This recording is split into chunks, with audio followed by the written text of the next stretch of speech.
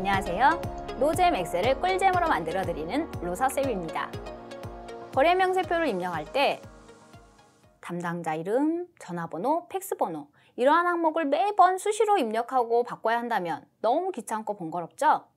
그래서 이 작업을 빠르게 할 수 있는 방법 바로 로사쌤이 알려드리겠습니다. 오늘 배울 내용입니다.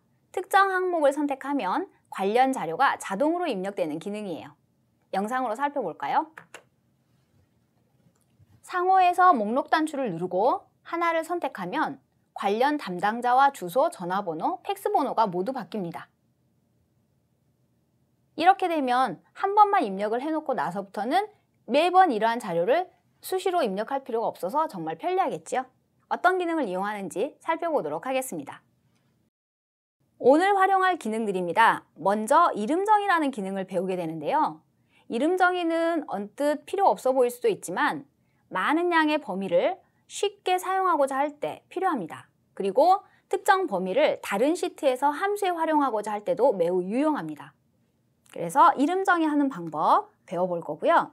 그리고 조금 전에 목록 단추를 누르면 항목이 쫙 펼쳐지는 거 보셨죠? 그렇게 특정 항목을 목록에 넣어놓고 쉽게 선택할 수 있도록 하는 기능, 바로 유효성 검사를 배워보도록 하겠습니다. 그리고 마지막으로 이 유효성 검사로 이용해서 특정 항목이 선택되었을 때 그 항목에 대한 관련 자료, 즉 거래처, 전화번호, 담당자, 팩스번호 이러한 항목들이 자동으로 입력되게 하기 위해서 참조 함수인 VLOOKUP을 배워보도록 하겠습니다.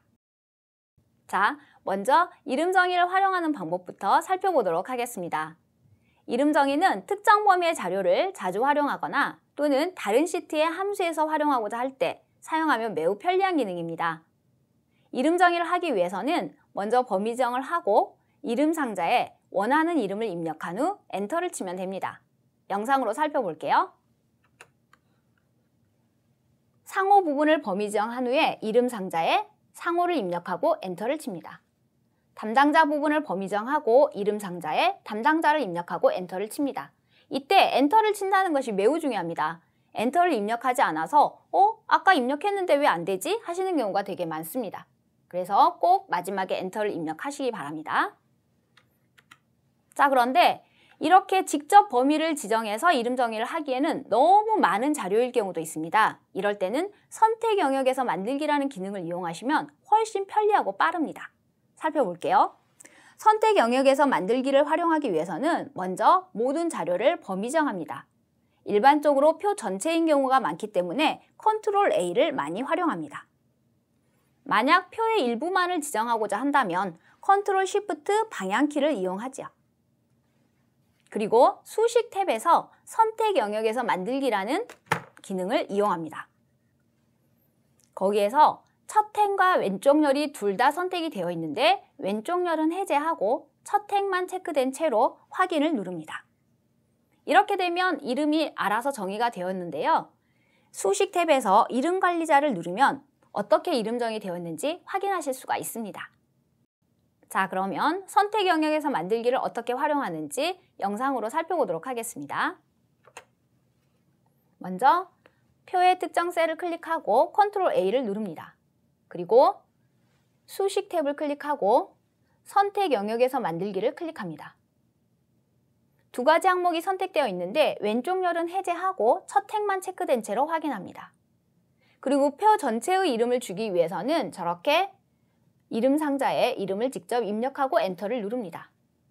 자, 모두 이름 정의가 잘 되어 있는지 보기 위해 이름 관리자를 클릭하면 이렇게 이름 정의된 내용을 확인할 수 있습니다. 자, 그러면 이렇게 이름 정의된 내용을 가지고 유효성 검사를 이용해서 쉽게 입력하는 방법을 살펴보도록 할 텐데요. 유효성 검사라는 것은 특정 셀에 어떠한 자료를 입력할 수 있는지 가능한 범위를 정해주는 것입니다. 예를 들어서 점수를 입력한다고 하면 0점부터 100점까지만 가능하다라고 미리 지정을 해줍니다. 그러면 내가 혹시라도 실수로 150점 또는 5000점 이렇게 범위를 넘어서는 자료를 입력했을 때 오류를 발생시켜서 우리에게 오타가 났음을 알려주게 됩니다. 그런데 특히 이 유효성 검사에서 가능한 값을 숫자가 아닌 글자를 지정을 했을 때는 목록 단추가 생겨서 자료를 쉽게 입력할 수 있게 됩니다. 어떤 식으로 활용을 하는지 볼게요. 자료를 입력할 셀을 클릭 또는 범위 정합니다. 여러 개의 셀이라면 범위 정해야겠죠. 그리고 데이터 탭에서 데이터 유효성 검사 아이콘을 클릭합니다. 이때 제한 대상이 모든 값으로 되어 있는데요. 이 모든 값을 클릭해서 목록으로 바꾸어주는 것입니다. 그리고 원본에서 입력될 자료를 범위 정하는데 우리가 조금 전에 이름 정의를 해놓았기 때문에 는을 입력하고 이름을 입력하는 것이 훨씬 편리합니다. 자, 영상으로 살펴볼게요. 상호를 입력하고자 할 때 데이터 탭에서 유효성 검사 아이콘을 누릅니다. 그리고 제한 대상 모든 값을 목록으로 바꿉니다. 원본에 는 상호라고 미리 정의된 이름을 입력하는 것입니다. 그렇게 하고 확인을 누르게 되면 이렇게 세모, 목록 단추가 나타납니다. 그래서 목록 단추에서 상호를 쉽게 선택할 수 있기 때문에 오타도 방지하고 작업도 훨씬 빨라집니다. 자, 이제 이렇게 이름 정의와 유효성 검사를 활용해서 상호를 입력했다면 이제는 VLOOKUP이란 함수를 이용해서 그 상호와 관련된 자료를 가져와야 합니다. VLOOKUP 함수를 어떻게 사용하는지 살펴볼게요. VLOOKUP 함수는 4가지 인수를 사용하게 됩니다. 먼저 찾는 값. 찾는 값은 우리가 조금 전에 유효성 검사로 입력했던 상호가 되겠습니다.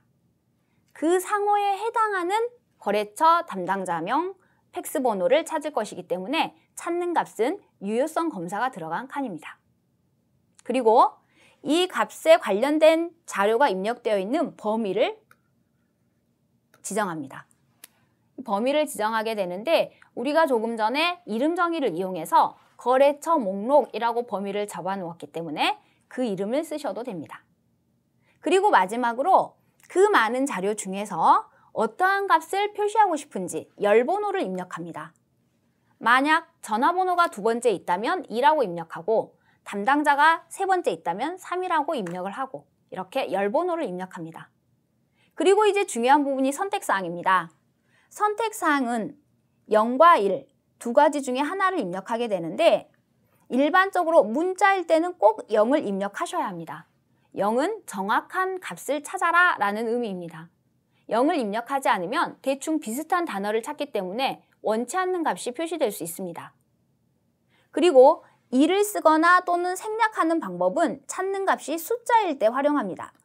예를 들어서 A, B, C 이렇게 학점을 입력하고자 한다면 90점부터 100점까지는 전부 A인데 그 많은 값을 참조표에 우리가 기록할 수가 없습니다. 그래서 숫자일 때는 대충 비슷한 값을 찾도록 선택사항에 1 또는 생략을 해주게 됩니다. 자, 그러면 VLOOKUP 함수를 사용하는 방법을 영상으로 살펴보도록 하겠습니다.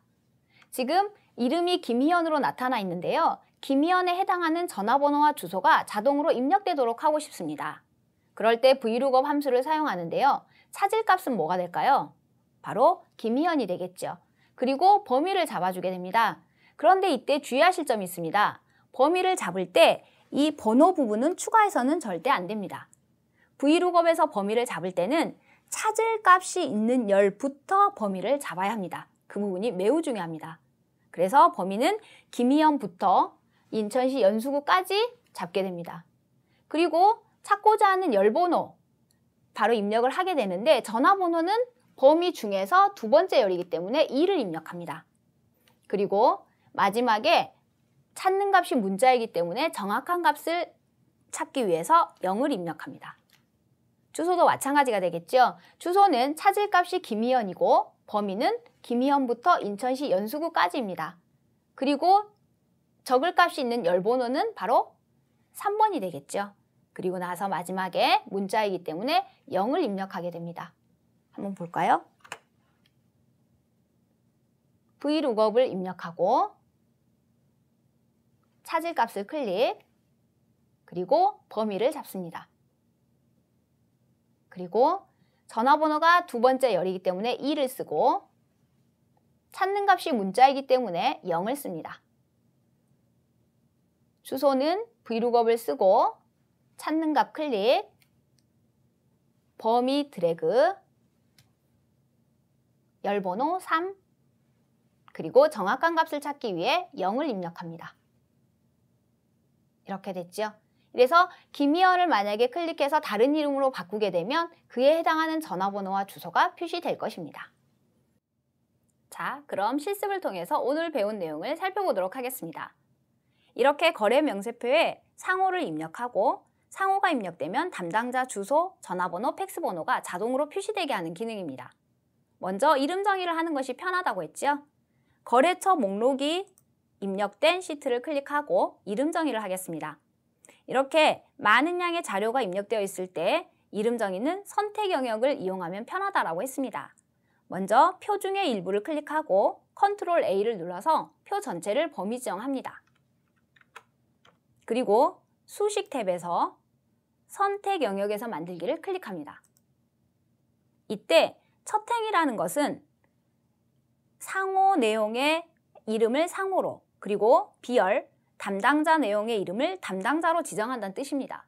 그런데 왼쪽 열은 김소라 인천시 남동구 전화번호 이러한 내용들을 AA학원이라는 이름으로 지정한다는 뜻입니다. 이렇게 왼쪽 열을 이름으로 지정하는 경우는 별로 없기 때문에 해제를 합니다. 그리고 첫 행만 체크된 채로 확인을 누릅니다. 자, 그리고 이 표 전체에 대해서 거래처 목록이라고 이름을 주면 브이룩업에서 편하게 사용할 수 있기 때문에 이름을 또 정의해 보도록 하겠습니다. 표 전체의 이름을 줄 때는 이름 상자를 이용합니다. 이름 상자를 클릭하고 거래처 목록을 쓰고 엔터를 누릅니다. 이때 엔터를 누르지 않으면 입력이 안 되기 때문에 꼭 그 부분이 중요하다. 꼭 기억하시라고 말씀드렸죠? 자, 이렇게 해서 이름 정의가 끝났습니다. 이제 거래 명세표를 만들어 보도록 하겠습니다.